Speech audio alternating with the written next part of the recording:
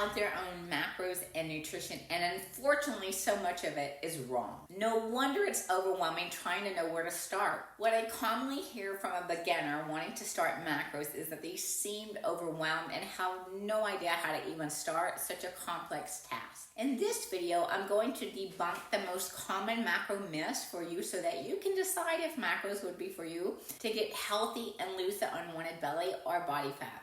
Hi, I'm Michelle. I have a program called Macros for Life where we specialize in helping those that need help learning how to lose the weight, and sustain it without the restrictions of dieting or products using macros. Myth number 1.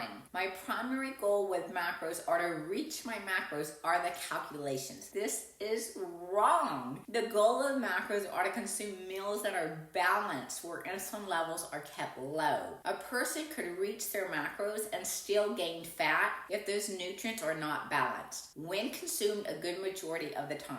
There is actually skill in learning the proper application of macros. There are more than tracking and aiming to reach a particular set of numbers or macros. If you haven't subscribed yet, hit that subscribe button, the bell to be notified so that you don't miss out on more videos each week. Myth number 2. I cannot start my macros without my macros or calculated macros. This is false. You need to be able to track at least 7 consistent days to get an idea of what macros you are consuming right now to help understand what macros would work best for you with a professional. Online macro calculators are not sustainable for weight loss. They commonly start at a 30% calorie deficit, then figure out the macros based on those calories. The issue here is those macros are not sustainable to keep the weight off. You want a way to lose the weight that is sustainable. Using an online calculator for weight loss is just setting yourself up for failure as another diet. When the body receives the right amount of nutrients, there is no need for a deficit. Is this resonating with you? If so, hit that like button right now. Comment down below. Have you noticed how low the calories are in those online calculators? We are looking to be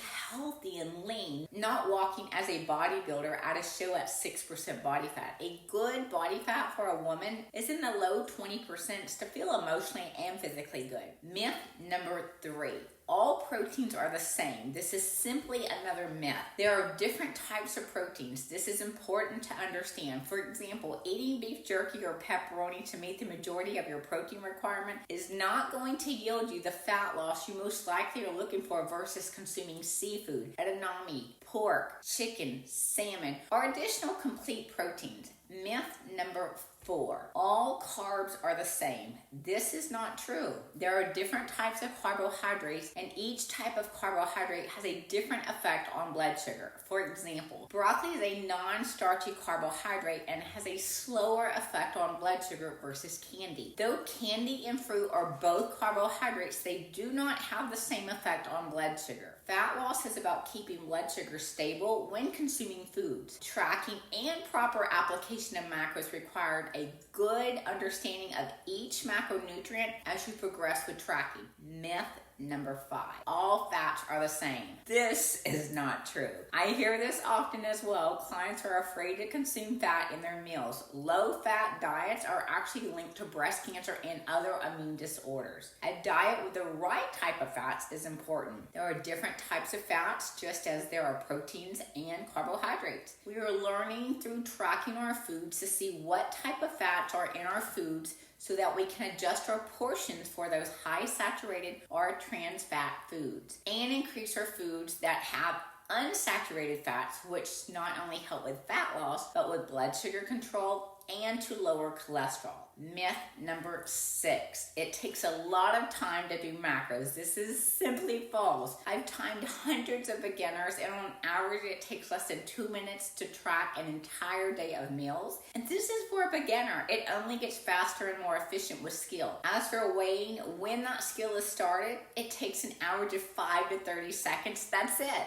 As for meal prepping, this is something a beginner is not starting to do unless you are prepping for a bodybuilder order to show our athletic performance. If you're wanting to learn macros as a lifestyle, you're starting to track and slowly adjust portions. There is no major meal prep here. You would go to the grocery store as usual and adjust slowly each week as you learn. If you want to change your body composition and learn how to do it as a lifestyle rather than a diet, I'd love to help. You can find my contact information down below to book a call with me. And be sure to check out the next video on Are Macros Right for Me?